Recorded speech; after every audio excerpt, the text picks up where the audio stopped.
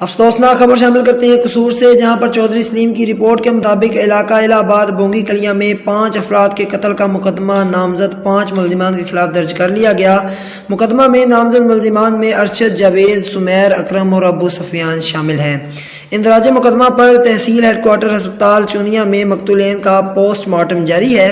مقتولین میں باپ امین اور اس کے 4 بیٹے شامل ہیں۔ ایف آئی آر کے مطابق چھوٹے بھائی ارشد اور دیگر ملزمان نے بڑے بھائی اور 4 بھتیجوں کو زمین کے تنازع پر فائرنگ کر کے قتل کر دیا۔ اطلاع پر ڈی پی او قصور، ڈی ایس پی اور دیگر ٹیموں نے جائے وقوع پر پہنچ کر شواہد اکٹھے کی اور پوسٹ مارٹم جاری ہے۔